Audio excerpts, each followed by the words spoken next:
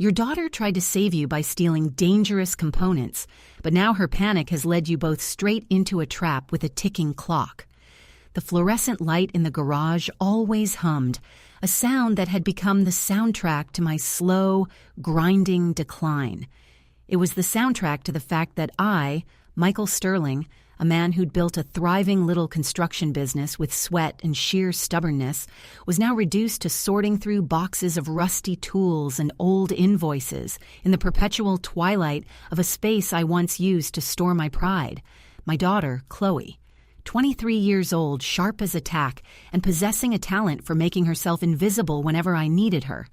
She lived in the small apartment above the garage, technically rent-free because, well, she was my only child and I was trying, desperately trying, to hold on to the ghost of a relationship with her.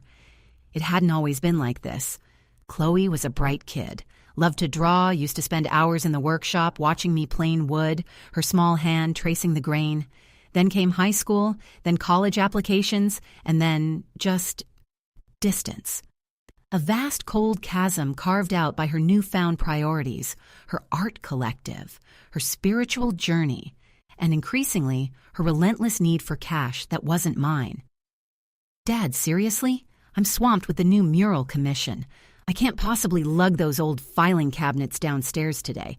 They probably have lead paint or something, she'd said last Tuesday, her voice muffled through the thin floorboards above my head, already halfway out the door, judging by the slam that followed. Last Tuesday. And the week before that, when I'd tried to reorganize the attic after the roof leak scare. And the month before that, when I'd thrown my back out lifting a bag of quick-dry cement for the patio repair, a repair I ended up finishing myself, moving like a wounded tortoise because I couldn't afford to hire help, not since the medical bills from my first bypass had depleted everything. I sighed, wiping grease off my brow with a rag that was more whole than cloth. I was sorting through boxes marked insurance/legal, documents that needed to be digitized before the next rainy season proved the mildew in this damp concrete bunker was my final resting place. My back screamed with every slight bend. Chloe, meanwhile, was probably upstairs, headphones on, scrolling through whatever digital ether sustained her generation. I could hear the faint, tinny rhythm of whatever synthesized music she favored. She never came down unless the Wi-Fi flickered, or if the scent of something delicious, usually the overpriced vegan cheese I'd started buying because she complained about the dairy toxins, wafted up from the kitchen. The garage was practically empty now, save for the essential machinery I couldn't part with. The table saw, the ancient drill press, and the looming shadow of the shelving unit against the back wall. That shelving unit. It was the last monument to my previous life of capability. Heavy-duty steel, bolted into the concrete foundation. It held my emergency supplies, the things I'd stocked up on during those early pandemic panics, long before I realized the real pandemic was the creeping isolation that came with age and poor health. It held cans, dried goods, water purification tablets, a few aging but still usable first aid kits, and about 6 months' worth of non-perishables. I'd intended to move it all into the main house basement, but the job was too big for one man with a bad ticker. This afternoon I had a critical appointment. The specialist needed those recent blood panels, and the clinic was 20 minutes away. I needed my car keys, which I distinctly remembered leaving on the workbench right next to the big locked metal box. I shuffled over, leaning heavily on the workbench for support. My keys weren't there. I checked the cup holder in the pickup truck. Empty. I checked my pockets. Nothing but lint and a forgotten Tums wrapper. Panic, sharp and cold, stabbed at my chest. I had exactly 40 minutes to get to the clinic, or I'd have to reschedule, waiting another agonizing month for a slot. "Chloe," I called out, my voice raspy from disuse. No answer. The music pulsed on, indifferent. "Chloe, I need your help, please." I tried the stairs leading up to her apartment, each step a protest from my knees. I knocked firmly on the doorframe leading into her space. Still nothing. I tried the handle.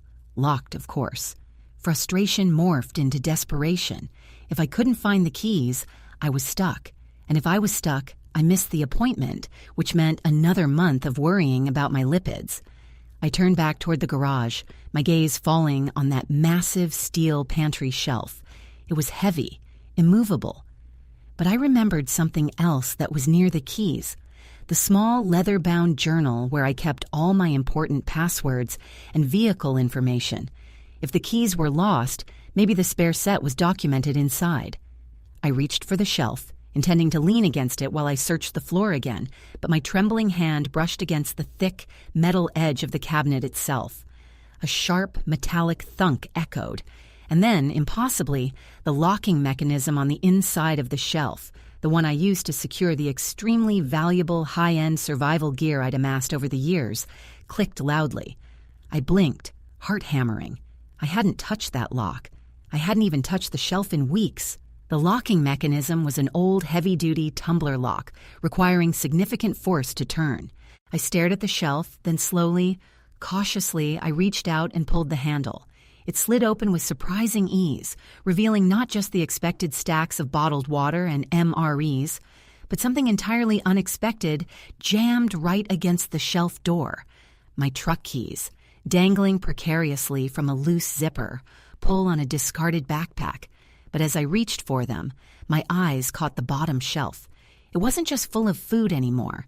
Someone, very recently, had placed 3 brand-new vacuum-sealed bricks of something wrapped in heavy black plastic on top of the canned goods, right where the water purifier used to sit. They weren't food. They looked too dense, too perfectly rectangular, and they were far too pristine for my dusty old storage unit. I pulled the keys free, my mind racing, but my gaze was glued to those black bricks. Who had opened the pantry? And why had they left my keys hanging right there, an obvious distraction?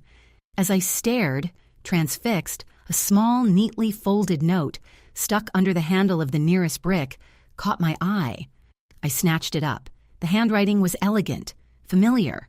It read, "Dad, I took the spare set. Had an emergency. Don't worry about the food. I took what I needed. Call me when you're ready to talk about the rent increase. Chloe." My blood ran cold. Chloe had taken the spare keys? I hadn't told her where the spares were. And what exactly did she mean by, "I took what I needed," when the shelf was now conspicuously missing at least 50 pounds of supplies, replaced by 3 mysterious bricks I'd never seen before? Before I could process the note, the lights in the garage flickered violently, plunging the space into darkness, save for the faint, orange glow seeping in from the alleyway outside. And then I heard the distinct, heavy sound of a vehicle roaring to life, not my old pickup, but something much larger, much louder, peeling away from the curb outside. The roar of the engine faded fast, leaving a ringing silence that the fluorescent lights, now stubbornly refusing to return, only amplified.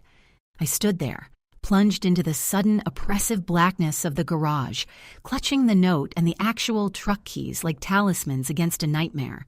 My heart hammered against my ribs, a frantic drummer signaling a retreat I couldn't execute. Chloe. She had taken the spare keys. She knew where the spares were, and she left in a vehicle that sounded like it belonged in a convoy, not parked casually outside my house. My mind scrambled for rational explanations. Maybe she needed to move a massive piece of her art, something bulky she couldn't load in her little hatchback. But the note, the demanding tone about rent, the casual admission of taking supplies, it felt rehearsed, a diversion. I fumbled for my phone, the screen's meager light a harsh contrast to the consuming dark. I had to call her.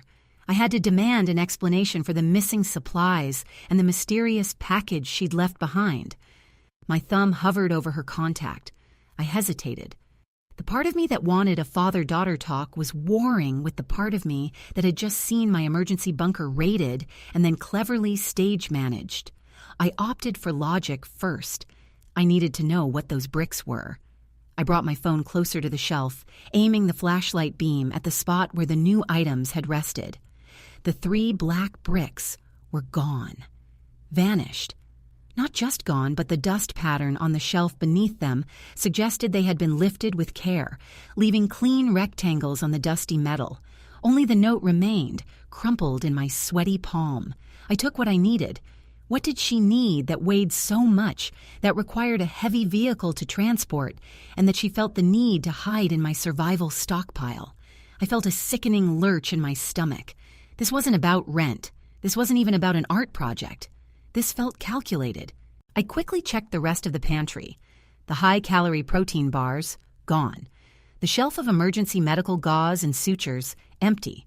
The small, bolted-down safe tucked behind the bulk oatmeal canisters where I kept my contractor's diamond bits and specialty tools.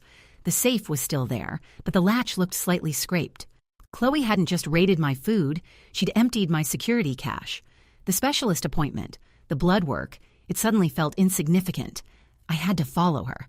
But I couldn't leave the house in this state. If she was involved in something shady, I needed leverage, or at least proof of what she was doing. I grabbed the old heavy-duty mag light from its hook near the workbench, the one that always worked, even when the power died. Its beam cut a thick swath through the garage gloom. I started sweeping the light across the concrete floor, looking for tire tracks, scuff marks, anything leading out of the side door she usually used. The side door, which led to the narrow alleyway between my property and old Mr. Henderson's fence line, was ajar. Not just slightly open. The heavy deadbolt was disengaged, and the door was pushed inward about 6 inches. My breathing hitched. She hadn't left through the driveway. She had used the emergency exit, the one I specifically told her never to touch because the frame was warped and it often jammed halfway shut. I pushed the door fully open. The cool evening air rushed in, smelling of damp earth and exhaust fumes. The alley was too narrow for a large truck to maneuver easily. It suggested she'd driven forward, backed up, or perhaps transferred the load quickly. I followed the beam of my flashlight down the alley. Near the mouth of the alley, where it met the main street, the light caught something metallic glinting under the sodium street lamp. It was a small, engraved brass key tag, the kind that usually belongs to a high-end storage unit facility or a specialized contractor's locker. I picked it up. It was heavy, cold. Engraved on the front in sharp, almost military-grade lettering were the symbols, U-74/Sector Gamma. My mind raced through the possibilities. Chloe had a key tag for a secure facility. She had taken large, dense packages that replaced my medical supplies. She had used an unauthorized exit, and she had deliberately left the note, knowing I would see it, knowing I would follow. I pocketed the key tag, the metal biting into my palm. I had to find out what Sector Gamma was. I had to know what she'd taken, and I had to do it tonight, before whatever those bricks were disappeared forever. I jammed the keys into the ignition of my truck, twisting the key hard. The engine sputtered once, coughed, and then, mercifully, roared to life. I threw the gear shift into reverse, preparing to back out of the driveway and onto the street to look for a clue, when my phone buzzed violently in the cup holder. It was an unknown number. I snatched it up. "Hello?" I barked, already gripping the steering wheel tight enough to crack the plastic. A heavily distorted voice, raspy and artificial, crackled through the speaker. "Michael Sterling. We understand you have some property that belongs to us, currently residing in Sector Gamma. We need that property back. Tell us where the key tag is, or your daughter won't be able to hear you complain about the rent ever again." The line went dead. My blood turned to ice water. They knew my name. They knew about Sector Gamma, and they were talking about Chloe as if she were a hostage, not a culprit. The silence following the threat was deafening, filled only by the idling rumble of my truck engine, which suddenly sounded less like salvation and more like a loud, blinking beacon announcing my location. They knew about Sector Gamma. They thought Chloe was in danger, or perhaps that she was the one who had stolen something from them. The whole narrative had just violently inverted. I stared at the dead screen of my phone, adrenaline flooding my system, overriding the constant throb in my chest. Chloe, the listless, entitled young woman who couldn't be bothered to move a box of old tax returns, was apparently involved in some high-stakes transaction involving mysterious bricks and a secured industrial zone. And now, people with distorted voices were threatening her. I had to move. Forget the specialist. Forget the rent dispute. I slammed the phone onto the passenger seat, grabbed the mag light, and shoved the key tag deep into my jeans pocket. I needed to know what Sector Gamma was, and I needed to find Chloe before these people did. I pulled out of the driveway, tires squealing slightly on the asphalt, ignoring the pain shooting up my lower back. I drove slowly down my quiet suburban street, trying to look like an old man late for his early bird special, while my brain cycled through search engine queries. Sector Gamma storage facilities, I typed into the GPS interface, my fingers surprisingly steady. The search results were immediate and alarming. Sector Gamma wasn't a single storage complex. It was the designation for an entire massive, decommissioned military warehouse district 20 miles across town, notorious for housing everything from black market electronics to high-grade industrial chemicals.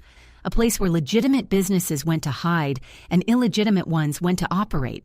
I checked the key tag again. U-74. That was a specific unit number within that vast, ominous complex. As I merged onto the freeway, I risked a glance at the passenger seat. The crumpled note Chloe had left was still there. I smoothed it out under the dashboard light. Dad. I took the spare set. Had an emergency. Don't worry about the food. I took what I needed. Call me when you're ready to talk about the rent increase. Chloe. I focused on the handwriting. It was definitely hers, but the tone, it was cold, almost professional. And the emergency she mentioned? Was it stealing something from me, or was it running from something? I pulled into the first gas station I saw, needing coffee, needing clarity. As I leaned against the counter, paying the clerk, I spotted a small local newspaper discarded near the coffee machine. I picked it up, flipping past the local council news until I hit the crime blotter. And there it was, buried near the bottom of the page, under the headline, Unidentified Material Stolen in Overnight Warehouse Heist. The article detailed a highly sophisticated break-in at a high-security, climate-controlled facility on the outskirts of the city, the old military district. The facility was known for storing proprietary industrial components and, chillingly, materials related to experimental, high-density battery technology. They were looking for 3 specific, dense packages containing sensitive catalyst compounds. The police noted that the thieves seemed to have inside knowledge, bypassing multiple security layers. My breath hitched. The 3 black bricks. Chloe hadn't stolen food, she had stolen experimental battery catalysts. My quiet, artistic daughter was apparently an industrial thief. I looked back at the note. I took what I needed. She needed to finance something big, or perhaps she'd been paid to take them. I rushed back to the truck, heart pounding, realizing I needed to get to Sector Gamma immediately. I was on the right track, but I was slow. If the people who called me were the ones who owned the catalyst, they would be far more organized than the local police. I started the truck again, merging back toward the industrial zone. The sun was beginning to set, casting long, ominous shadows across the sprawl of metal and concrete ahead of me. As I approached the perimeter of the old district, the streets grew deserted. The warehouses were monolithic, windowless giants, their chain-link fences topped with razor wire that glittered malevolently in the failing light. I slowed the truck, looking for any sign of unusual activity, any vehicle matching the description of a heavy-duty getaway truck. I found a discreet, overgrown access road marked only by a faded sign that read, Authorized Personnel Only. Pulling off the main road, I steered the truck down the crumbling asphalt, the headlights illuminating the maze of identical steel structures. Scanning the massive buildings, I finally spotted it. A large, dark gray structure, slightly separated from the rest. On its side, painted crudely in industrial stencil, were the markings, Gamma Warehouse. And parked carelessly near the service entrance, clearly abandoned in a rush, was the getaway vehicle.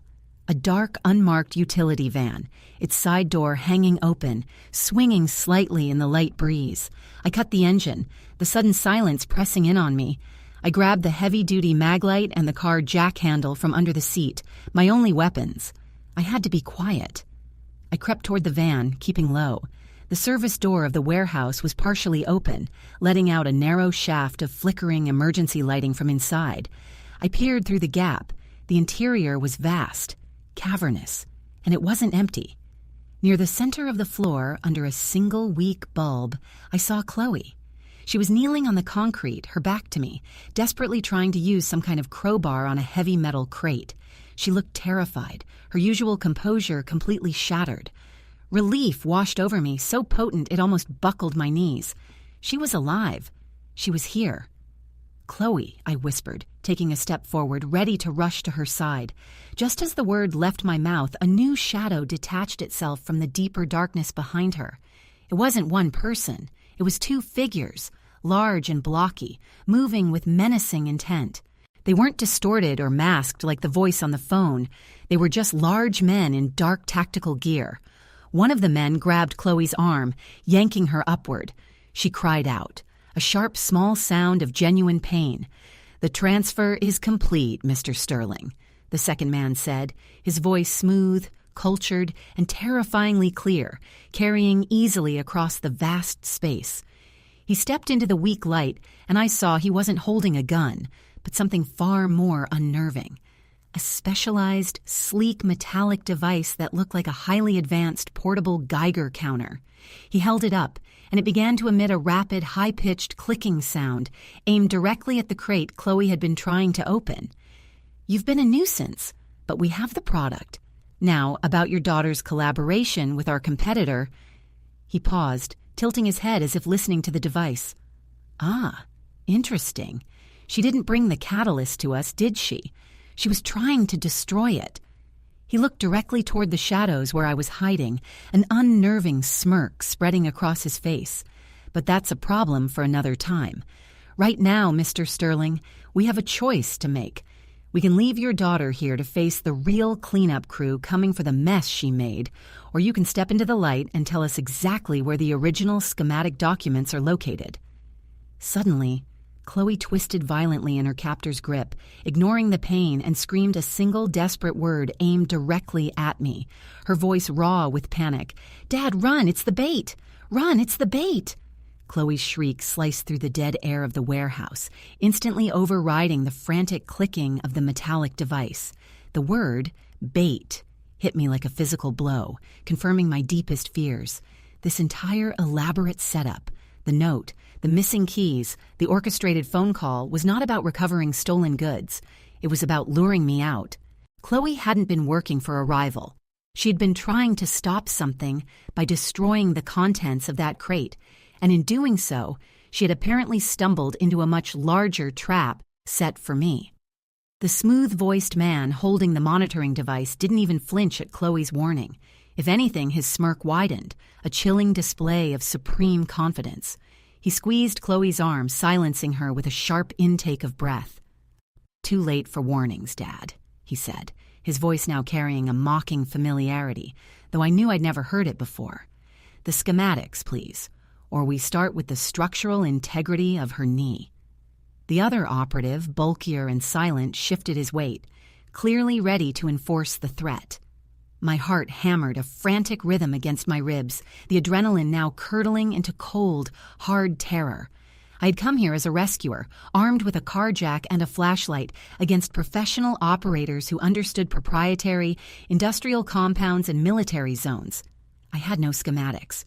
I hadn't dealt in high-grade tech in decades, but the man seemed certain I possessed something vital. "I don't know what you're talking about," I yelled, stepping out from the deep shadow of a massive, dust-shrouded piece of forgotten machinery. The maglite beam wavered, pinning the two men and Chloe in a harsh, temporary spotlight. "Don't insult my intelligence, Michael," the smooth-voiced man replied, gesturing with the monitoring device toward the crate Chloe had been prying open. The original blueprints for the containment unit, the ones showing the fail-safes for the catalyst, were stored where only a true Sterling would keep them, tucked away inside the lining of that hideous, oversized toolbox you insisted on hauling around in your garage for 30 years, the one you called the vault. My mind flashed back to the garage, to the rows of shelving I had been organizing. The vault. My oldest, heaviest cast-iron toolbox, covered in chipped paint, which I'd kept meticulously organized since the early days of my business. I had meant to move it to the basement, but had left it next to the shelf. Chloe hadn't raided the pantry for the bricks. She had raided the toolbox for whatever was inside the lining. The pantry supplies were just a smokescreen. You want the schematics? They're in my garage, I lied desperately, trying to buy time, trying to gauge their reaction. The man's eyes narrowed, and he actually laughed, a short dismissive bark. A predictable diversion, Sterling. We already checked the garage. It's empty, save for a few rusty hammers and a very convenient jar of expired pickled eggs. Chloe was thorough in clearing the path for you, but she didn't find what we needed. My blood ran cold again. Chloe had cleared the path. She hadn't just been raiding, she had been cleaning, according to someone else's instructions, perhaps trying to hide the actual target from whomever she was working for, or against. The man took a step toward me, forcing me to raise the car jack defensively. There is only one location left that holds sentimental value high enough to conceal vital documents.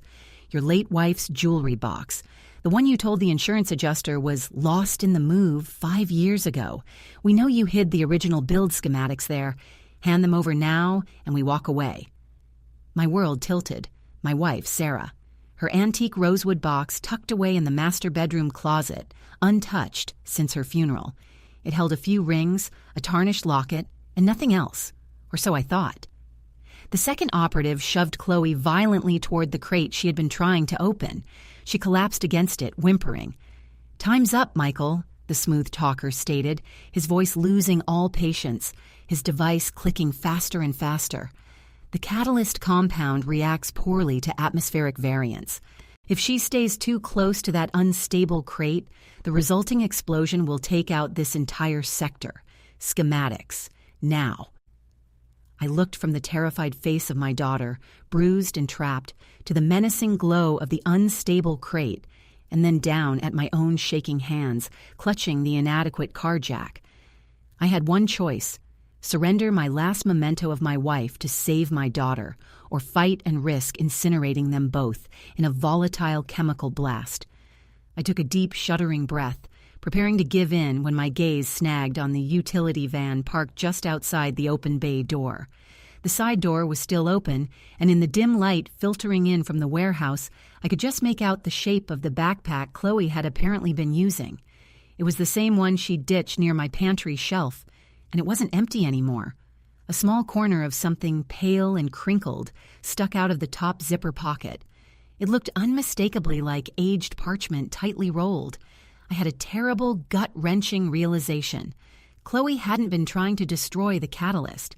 She had been trying to hide the schematics from the men who thought they were her partners. She had hidden the plans in the one place she knew I would look after being threatened, the pantry, and then she had used the backpack to carry the real prize away, only to be intercepted here. If the men in front of me truly believed the schematics were in my wife's jewelry box, they were being played. But if Chloe had hidden the real plans in that backpack, the one they had missed during their initial raid. I looked back at the men. "You're wrong," I rasped, finding a sudden, desperate surge of defiance. "The schematics aren't in the jewelry box. They're in the backpack Chloe dropped in my garage." The smooth-voiced man's face contorted with fury. He pointed his device at the unstable crate. "You lie! You will pay for this delay!" Before he could finish the threat, before I could move toward the exit, the warehouse suddenly shuddered. It wasn't the subtle vibration of a vehicle. It was a deep, resonant thump that shook the dust from the rafters. The weak overhead bulb swung violently, and the man with the monitoring device looked up, his composure finally fracturing. "What was that?" he muttered, scanning the ceiling. The rhythmic clicking of his device stopped entirely. Instead, a new sound started echoing from the deeper recesses of the warehouse complex, a low, grinding groan, like heavy machinery being deliberately overloaded. Then, a booming voice amplified by external speakers ripped through the air, drowning out everything else. It was deep, authoritarian, and utterly chilling.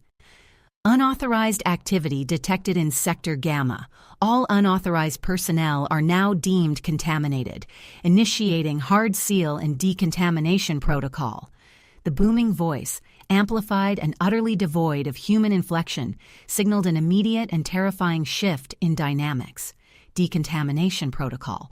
The words conjured images of chemical warfare and sealed tombs, far exceeding the scope of a simple industrial dispute. The smooth-voiced operative visibly paled, his focus instantly abandoning Chloe and me as he spun toward the sound. "The Oversight Committee! They tracked the primary energy surge from the unstable catalyst," he hissed, his carefully maintained composure dissolving into raw panic. He shoved his partner, the silent brute, toward Chloe. "Get the crate stabilized. We need to get out of here before the internal seal drops." This was the opening. The men who had been so sure of their leverage were now terrified of something far larger and more bureaucratic, the owners of the entire industrial zone, the unseen leviathans who controlled Sector Gamma. "Chloe, the backpack!" I yelled, dropping the car jack which clattered uselessly on the concrete. Chloe, driven by pure survival instinct, didn't hesitate. While the brute struggled to secure the compromised crate, she scrambled toward the open bay door, her eyes fixed on the faint outline of her discarded bag just outside. She made it to the threshold, grabbing the worn canvas bag. The smooth operative, realizing his tactical error in letting us focus on the crate, whirled back toward me, finally drawing a sidearm, a compact matte black pistol. "You brought this down on yourself, Sterling," he snarled, leveling the weapon. I didn't try to fight him. I knew I couldn't outrun a bullet. Instead, I lunged sideways, not toward Chloe, but toward the massive, dust-shrouded machinery I had used as cover earlier, a defunct industrial winch system that looked like it hadn't moved since the Cold War. I slammed my shoulder against the rusted control panel, praying that decades of neglect hadn't completely severed the ancient wiring. For a heart-stopping second, nothing happened. Then, with a screech that rivaled the amplified voice, the winch system roared to life. Massive chains thick as my torso began to unspool from the ceiling mounts, dragging heavy counterweights across the rafters with terrifying momentum. The sudden chaotic movement bought us precious seconds. The silent brute lost his grip on Chloe as the nearest chain whipped past him, missing his head by inches. The smooth operative hesitated, momentarily distracted by the sudden structural upheaval overhead. "Go, Chloe! Drive!" I screamed, backing away from the winch controls, praying the system would continue its random, destructive path. Chloe didn't need telling twice. She bolted out the bay door. I spun around to follow, but the brute, regaining his footing, charged me. I sidestepped, using the momentum of his attack to propel him not toward the exit, but directly into the side of the unstable crate. The contact was minimal, but enough. The crate gave a sickening groan, and the high-pitched clicking from the monitoring device, which the smooth operative had dropped in his panic, spiked into an unbearable, constant screech. "No! Containment breach!" the operative shrieked, abandoning his weapon and diving desperately to brace the crate, a futile gesture against the volatile materials. I didn't look back. I burst out into the alley, adrenaline masking the agony in my spine. Chloe was already in my truck, engine roaring. I leaped into the passenger seat, slamming the door shut just as the warehouse bay door, sensing the imminent chemical release, began to slide shut with deafening hydraulic speed. "Go! Go! Go!" I yelled. Chloe stomped the accelerator. The tires spun once on the loose gravel before finding purchase. We shot out of the access road just as the warehouse interior was swallowed by darkness, followed by a muted, heavy thump, the sound of the primary emergency blast doors sealing themselves shut, trapping whatever volatile materials and whoever was left inside until the decontamination protocol arrived. We sped away from Sector Gamma, the sound of emergency sirens already beginning to wail in the distance, heading toward the relative sanity of the city limits.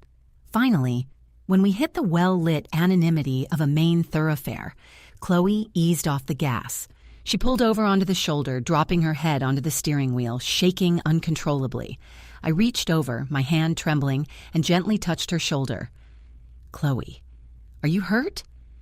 She looked up, tears streaming down her face, but her eyes held a clarity I hadn't seen in years. "I'm okay, Dad. I'm so sorry. I didn't steal from you. I was covering for him." "Covering for who?" I asked gently. "The man who called you. He's He's part of a Black Ops tech recovery group. They were using me. They needed those schematics because the catalyst, the 3 bricks in the pantry, they aren't battery material.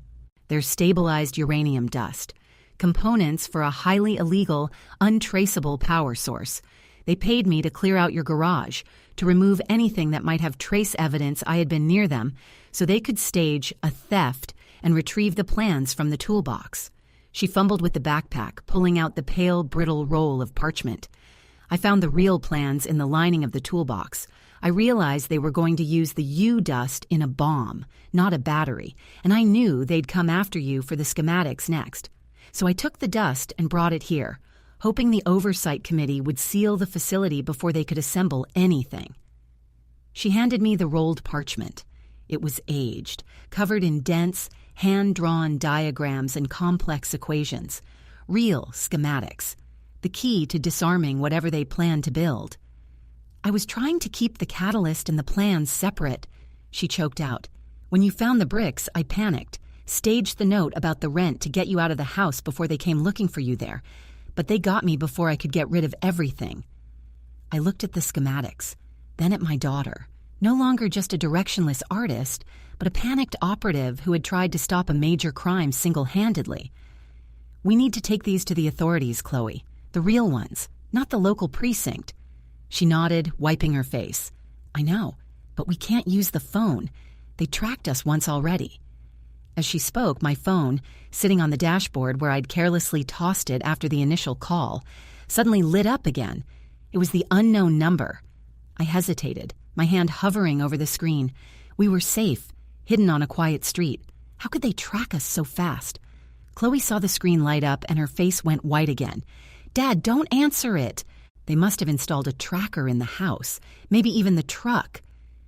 Before she could finish the sentence, the external speakers of the phone flared to life, not just playing sound, but vibrating the entire dashboard. The voice was different this time, deeper, less distorted, almost bored. No need to involve the oversight committee, Michael, or your daughter. We already know where the schematics are. They're irrelevant now. A new sound emerged from the phone speaker, a steady, rhythmic beep, beep, beep. That sounded sickeningly familiar. It was the distinct sound of a proximity sensor, the same kind used in military-grade explosive deployment. That sound, the voice continued, devoid of malice, simply stating a fact, is coming from the lining of the backpack you are currently leaning against. Your daughter was very thorough clearing the garage, but she missed the tracing filament in her other pocket. Enjoy the view, Sterling. We've decided to handle the decontamination ourselves.